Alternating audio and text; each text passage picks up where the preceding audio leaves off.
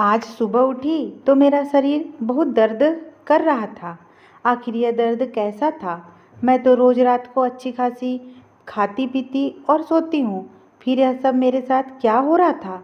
एक दिन ना कुछ खाया ना कुछ पिया, पति के आने से पहले सो गई। फिर रात को 3 से 6 मर्दों ने मेरे साथ। जब अचानक से आँख खुली तो पति के होश उड़ गए। जब मेरी नज़र उन मर्दों पर पड़ी तो मेरे पैरों तले से ज़मीन निकल गई, क्योंकि वह लोग तो मेरा नाम सुरभि है और मेरी उम्र 20 साल है। यह सब मेरे बर्दाश्त से बाहर होते चले जा रहा है। आखिर कब तक मैं यूँ तुमसे मिलती फिरूंगी? मैं यहाँ अपने सामने बैठे एक लड़के से कहा, जिससे मैं बहुत ज़्यादा प्यार करती थी। वह अमित था, जो बहुत हसीन था, जिसे मैं बहुत मोहब्बत करती थी। कम तो मैं भी नहीं थी, तभी तो वह भी मुझसे बहुत बेइंतहा प्यार करता था। उसने कहा, और मैं तुमसे क्या कहूँ, घर के बड़े लोग नहीं मान रहे हैं, वरना अब तक तुमसे शादी करके मैं तुम्हें अपने घर ले जाता। उसने कुछ परेशान होकर कहा। तो फिर मैं खामोशी के साथ उसे देखने लगी।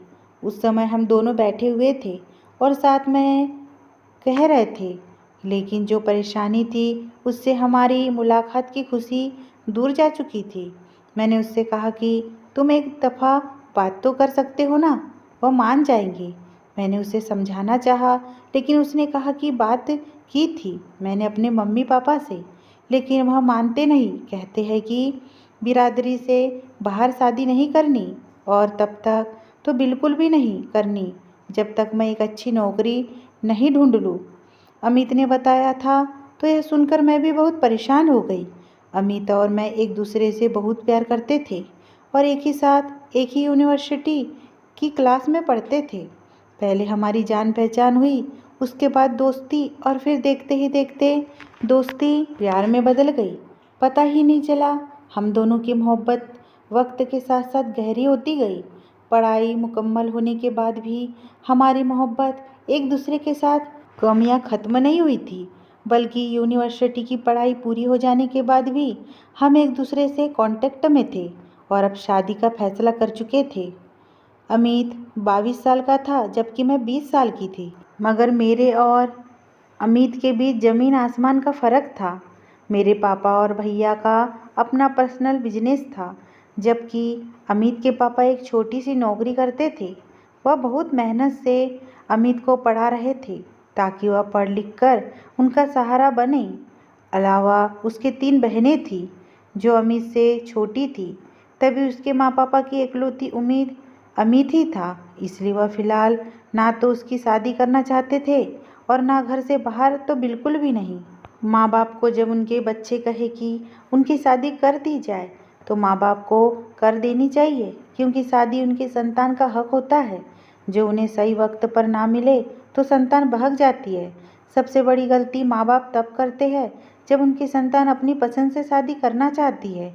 उन्हें इस बात पर ही गुस्सा आ जाता है कि बच्चे अपनी पसंद से शादी क्यों करें।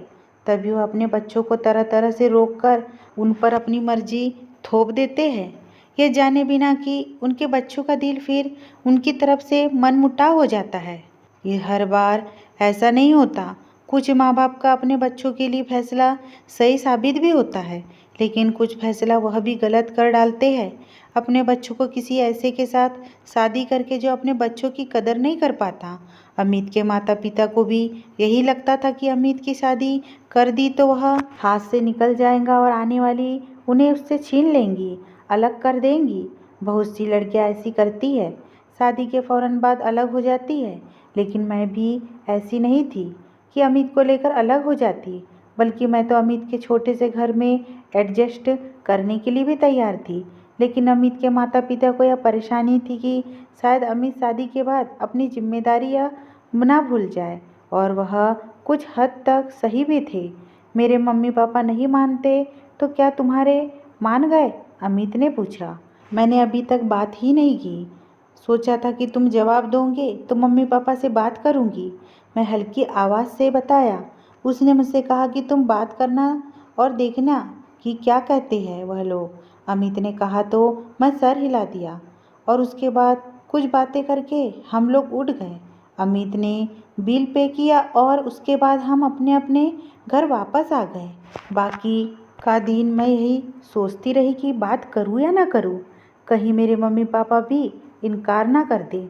मगर फिर यह सोचकर खुद को तसल्ली दी कि मैं उनकी लाडली बेटी हूँ। मुझे कभी भी वह मना नहीं कर सकेंगे, क्योंकि उनको मेरी खुशी हर चीज़ से बढ़कर है। इस बात को सोचते ही रात के वक्त खाना खाने के बाद मैं अपने मम्मी पापा के कमरे की तरफ गई, जो मुझे देखकर कुछ हैरान हुए। लेकिन मैं बिना डरे और बिना झिझकते हुए उनसे अमित के बारे में बता दिया कि मैं उसे पसंद करती हूँ और उससे शादी करना चाहती हूँ। जिस पर मेरे पापा ने मुझ पर गुस्सा किया और उन्होंने यह कहा कि वह मेरा रिश्ता कहीं तय कर चुके हैं और जल्दी ही सगाई भी हो जाएंगी, तो वह अपनी बात से पलट नहीं सकते।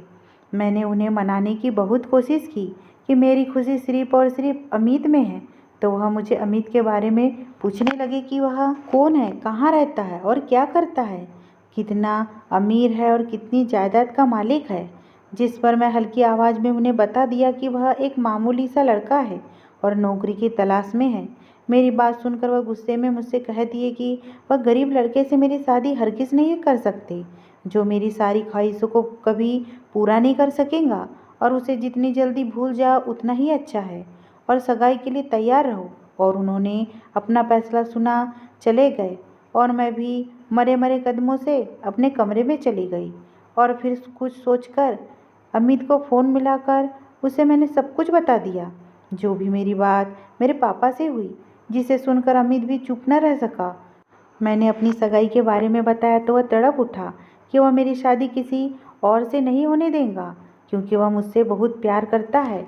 यह सुनकर मुझे कुछ सुकून महसूस हुआ, क्योंकि मैं भी अमित के अलावा किसी और से शादी करने का सोच भी नहीं सकती थी। थोड़ी देर तक हम यूं ही सोच विचार करते रहे कि अपने घर वालों को कैसे समझाया जाए, लेकिन जब काफ़ी देर तक हमें कुछ समझ में नहीं आया तो हमने भागकर शादी करने का फैसला कर लिया, क्योंकि इसके अलावा हमारे पास कोई और चारा नहीं था। मैंने अमित को सब कुछ समझा दिया कि हमें कैसे कैसे भागना है। टाइम वगैरह बात कर मैंने कॉल को रख दिया। यह तो फिक्स था कि मैं अमित के अलावा किसी और से शादी नहीं कर सकती थी। तभी मैं किसी भी अंजाम की फिक्र ना करके वह फैसला कर चुकी थी, जिसके बारे में कभी सोचा तक नहीं था। मैं अपने माता पिता की इज्जत नीलाम नहीं करना चाहती थी, लेकिन उन्होंने मेरी बात नहीं मानकर उन्होंने मेरे पास कोई भी रास्ता भी नहीं छोड़ा था। तभी मैं यह फैसला करने पर मजबूर हो गई थी, और सिर्फ मैं ही नहीं, अमित भी सब कुछ भूलकर मेरी बात मानने को तैयार हो गया, जिस पर मुझे यकीन हो गया था कि वह मुझसे बहुत मोहब्बत करता है। अगले दिन मैं खुशी खुशी गुजारा था, ताकि सबको लगे कि मैं नॉर्मल हूँ और अपने माता पिता की बात मानकर सब कुछ भूलकर सगाई करने के लिए तैयार हो गई हूँ। किसी को भी मुझ पर शक हो जाता तो कोई भी मुझे घर से भागने ना देता। भागने देना तो बहुत की दूर की बात है, कोई मुझे कमरे से निकलने भी नहीं देता। मुझे नॉर्मल देखकर मेरे माता पिता भी मतमहीन हो चुके थे और पहले की तरह ही मुझसे मोहब्बत से व्यवहार कर रहे थे। उन्होंने खाने के दौरान सबको मेरी सगाई की बात बता दी थी, ताकि तैयारी शुरू की जा सके। सभी एकदम खुश नज़र आने लगे थे।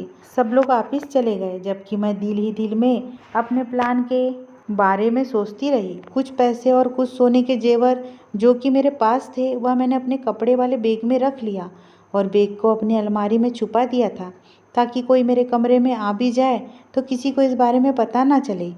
दिन बीता और रात हो गई। रात का खाना खाने के बाद सब लोग अपने अपने कमरे में सोने के लिए चले गए थे, जबकि मैं जाकर उन सब की गहरी नींद में सो जाने का इंतज़ार कर रही थी।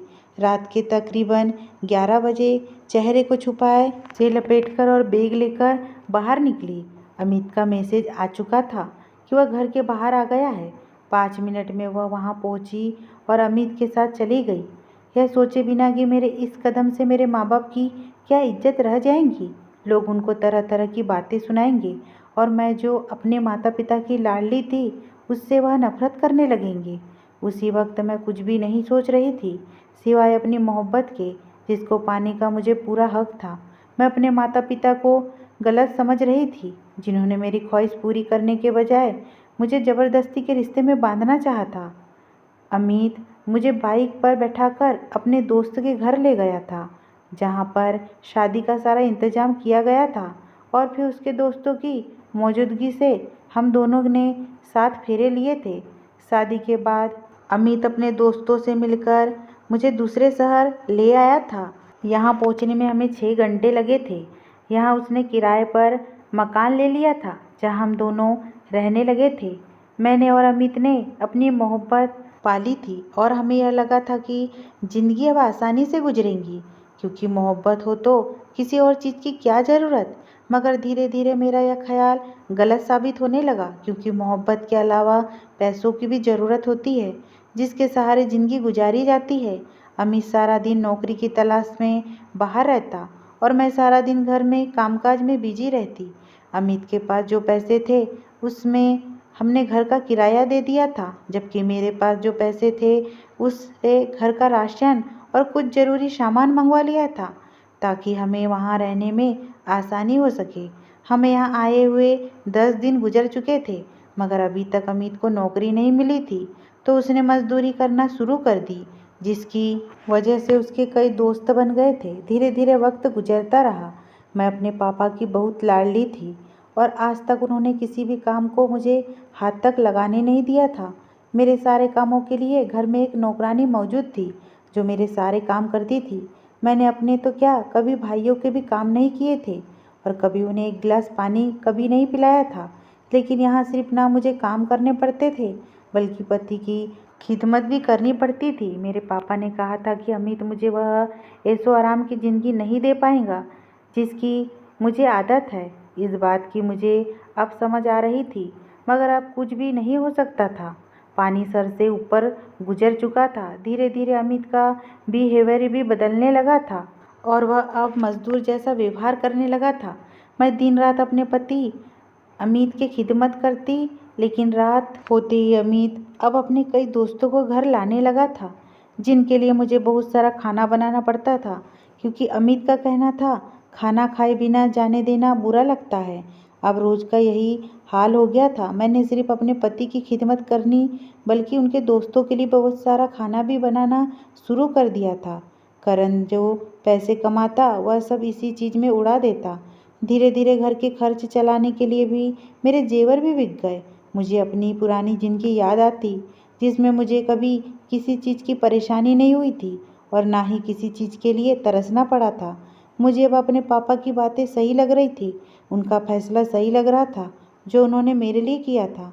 मेरी अमित से मोहब्बत कम तो नहीं हुई थी, लेकिन अब मुझे पछतावा होने लगा था। मुझे अपनी पुरानी ज़िंदगी याद आती तो मैं बहुत ज़्यादा रोने लगती। मुझे अपने घर वाले, माता पिता, भाई की बहुत याद आने लगी थी, जिसे मिले मुझे काफ़ी टाइम हो गया था और हमें यहाँ आए कई महीने हो चुके थे। ऐसे ही एक दिन की बात है, मेरे पति के पास घर का किराया देने के लिए पैसे नहीं थे।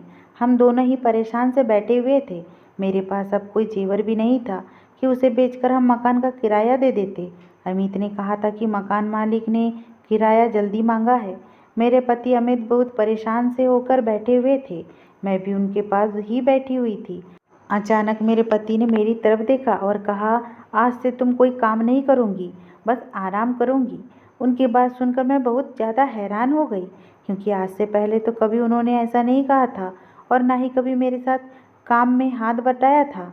और आज वह कह रहे थे कि आज से मैं कोई काम नहीं करूँगी। यह बात मेरे लिए बहुत है और मैं इसी बात से हैरान थी कि आज मेरे पति को क्या हो गया है, मगर ऐसा क्यों? मैं काम नहीं करूँगी तो कौन करेगा? मैं परेशान होकर पूछा तो उन्होंने कहा, तुम बस इस बात की फ़िक्र मत करो, बस तुम कोई काम नहीं करूँगी। उस दिन से मैं सब कुछ बदल गया। मुझे अपनी ज़िंदगी जन्नत लगी, क्योंकि मेरे पति मुझे ज़मीन पर पैर भी रखने नहीं देते थे और हमारी इतनी हैसियत नहीं थी कि हम कोई नौकरानी रख लेते जो वह घर के काम करती। तभी अमित ने खुद ही घर के सारे काम करना शुरू कर दिए। वह अपने काम पर भी नहीं जाते थे। सुबह सवेरे उठते, नाश्ता बनाते, मुझे अपने हाथों से नाश्ता करवाते और फिर घर के काम करते, जिसमें सफाई में बर्तन धोना, किचन साफ करना, गंदे कपड़े धोना, उनको सुखाना वगैरह शामिल था। उसके बाद दोपहर को खुद ही खाना बनाते और फिर शाम को खाना बनाने के साथ किचन वगैरह साफ कर देते। रात को मुझे अपने हाथों से खाना खिलाकर सुला देते। मैं कई बार उन्हें मना करना चाहा तो, मगर उन्होंने मेरी कोई बात नहीं सुनी थी, बल्कि सख्ती से मना कर दिया था कि जो वह कर रहा है उसे करने दो। रोज रात को मुझे अपने हाथों से खाना खिलाकर सुला देते, जैसे मैं कोई छोटी बच्ची हूँ जो खुद से खाना भी नहीं खा सकती। लेकिन मैं क्या करती? अमित मेरी एक भी नहीं सुनते थे। मैं रोज अमित के हाथ से खाना खाकर सो जाती, मगर जब मैं सुबह उठती तो मुझे अजीब सी तकलीफ का एहसास होता। ऐसा लगता है जैसे मेरा पूरा जिस्म दुख रहा हो। और मैं इस बात को इग्नोर करने लगी, यह सोचकर कि पहले मैं चलती फिरती रहती थी, अब सारा सारा दिन बिस्तर पर पड़ी रहती हूँ। शायद इसलिए मुझे तकलीफ होती है। लेकिन रोज रोज मेरे साथ यही सब होने लगा। अमित रोज मुझे रात को खाना खिलाकर सुला देते, लेकिन जब अगली सुबह मैं उठती तो मेरा पूरा जिस्म बहुत बुरी तकलीफ में होता, जिससे मैं बर्दाश्त नहीं कर पाती थी। और यह सब तब से ही शुरू हुआ जब से अमित ने अपने हाथों से खुद मुझे रात को खाना खिलाना शुरू कर किया था। सोने के बाद क्या होता मुझे दूसरे दिन याद नहीं रहता। मुझ पर हर वक्त कमजोरी छाई रहती। ऐसी कमजोरी पहले भी होती थी, लेकिन अब यह कमजोरी और तकलीफ बढ़ने लगी थी। उस दिन के बाद से मैंने देखा था कि अमित चुप रहने लगे थे। घर का किराया देने की भी कोई फिक्र नहीं थी, और घर का राशन वगैरह कहाँ से आ रहा था यह भी मैं नहीं जानती थी। अपने पति की बदलती हालत देखकर मुझे कुछ शक होने लगा था, और ऐसा लगने लगा था जैसे वह मुझसे कुछ छुपा रहे हो। लेकिन क्या? यही बात तो मुझे जाननी थी। उसके बारे में मेरे दिमाग में बहुत बुरे बुरे ख्याल आने लगे थे, जैसे मेरे सोने के बाद मेरे साथ कुछ बुरा होता हो, और सब में अमित का हाथ है। लेकिन अभी सिर्फ मुझे अमित पर शक था। लेकिन सोच सोच कर ही मुझे बहुत डर महसूस हो रहा था कि अमित मेरे साथ कुछ गलत कर रहा है। उसके बदलते हालात मेरी आंखों के सामने थे। फिर कैसे मैं उस पर शक ना करती? वह मुझे अपनी खिदमत करवाता था, और अब खुद मेरी खिदमत कर रहा है, और वह भी माथे पर बिना एक सिकन लिए। तो फिर मैं बिना शक किए कैसे रह पाती? ऐसे ही करते करते 20 दिन गुजर गए थे, और इन 20 दिनों में बेहद कमज़ोर होने के साथ साथ परेशान भी हो चुकी थी। अब मुझे पता लगाना था कि मेरा शक सही है या गलत। एक दिन प्लान के मुताबिक मैं खाना अपने कमरे में ले गई कि मैं आज खुद खाऊंगी।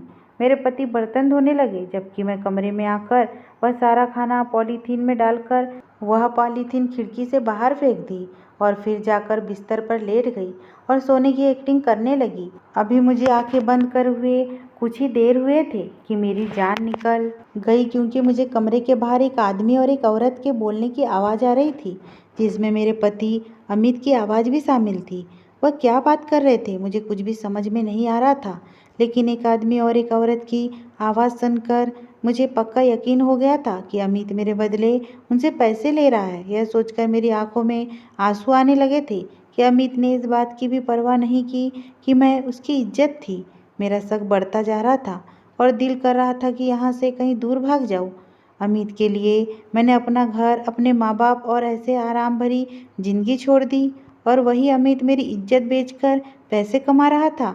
इससे पहले कि मैं वहाँ से उठकर भागती, तभी कमरे का दरवाज़ा खुला और तीनों लोग अंदर आ गए। मैं अपने आंसुओं को कंट्रोल करके वैसे ही आंखें बंद करके सोने का नाटक करके लेटी रही। अमित अब उस आदमी से मेरी सेहत के बारे में बता रहा था, जिस पर मुझे ताज्जुब हुआ। वह आदमी उसे कुछ बता रहा था कि ठीक होने के चांसेस कहीं से आते हैं, क्योंकि अभी बॉडी ज़्यादा डैमेज नहीं हुई है। डॉक्टर का जवाब सुनकर मुझे हैरत हुई, लेकिन तभी किसी ने मेरी कलाई कोहनी के करीब से मेरा हाथ मसलने लगी। वह शायद वही औरत थी। मुझे बहुत ज़्यादा दर्द महसूस हो रहा था, लेकिन मैं बर्दाश्त करके वहीं पड़ी रही। तभी मुझे कोहनी के ऊपरी तरफ भी कुछ चुभता हुआ सा महसूस हुआ। उसके बाद वहीं पे सुई चुभ सी गई थी, और फिर मुझे कुछ खटपट सी आवाज़ सुनाई दी। मुश्किल से दर्द बर्दाश्त किया था मैं, या फिर भगवान ही जानता था।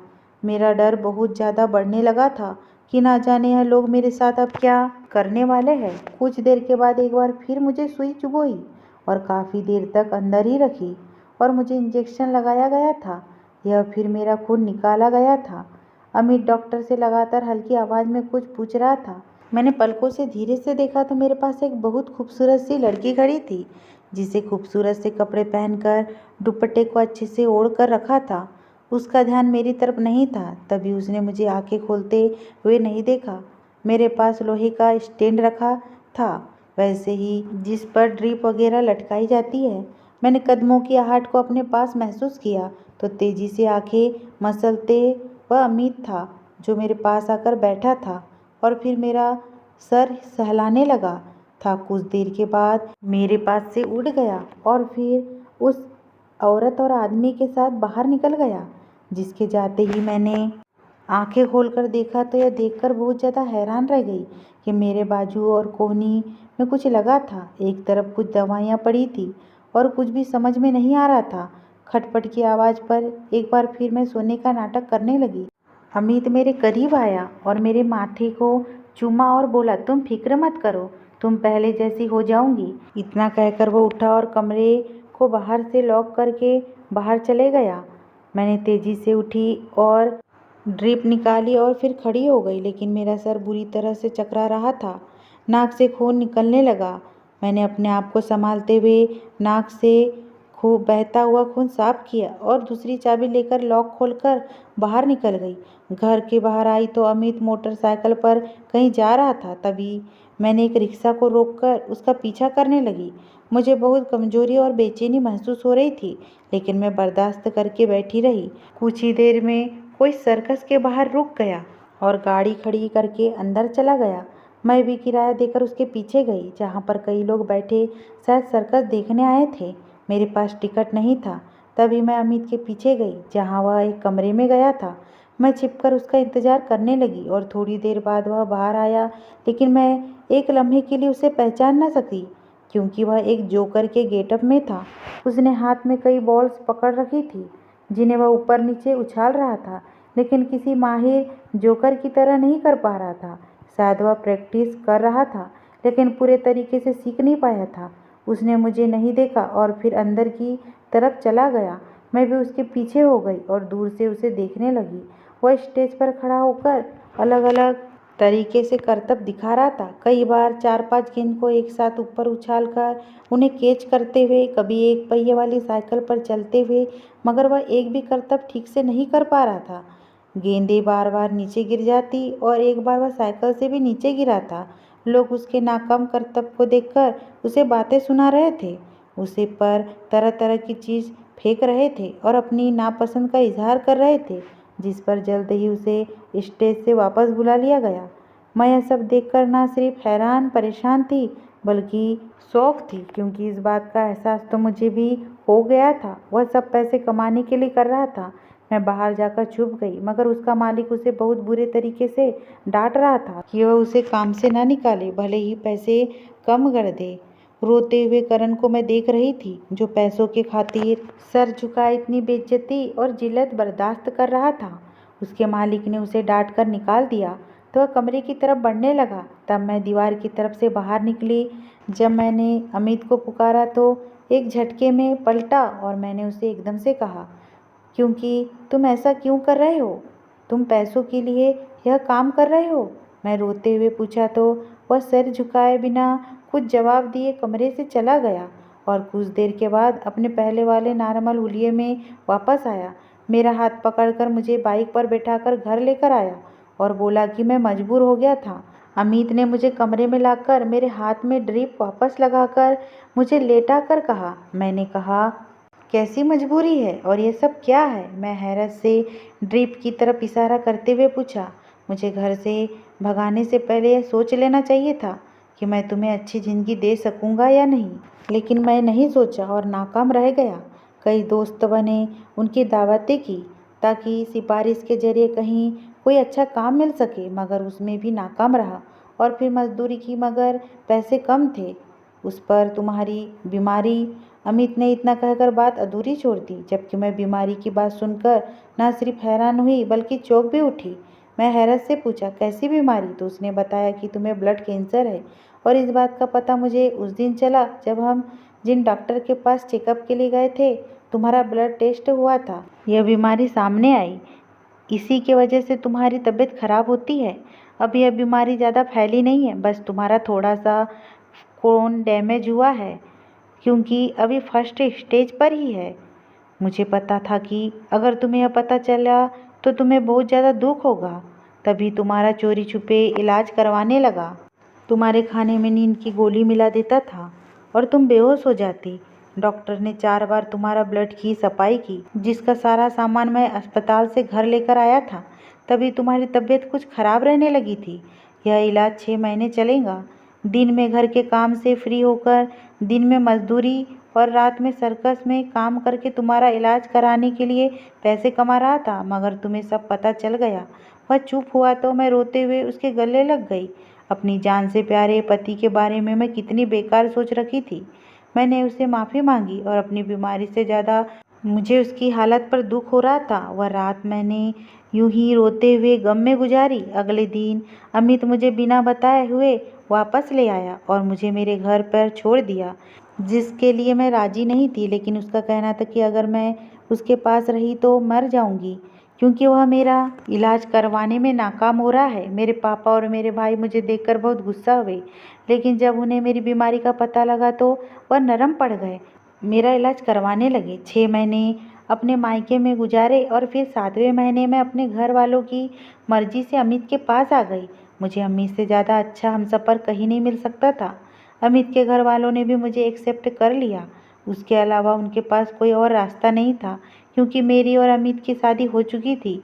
मेरे पापा ने अमित को अपनी कंपनी में नौकरी पर रख लिया, जिससे हमारी ज़िंदगी बहुत सुकून से और अच्छे से गुजरने लगी।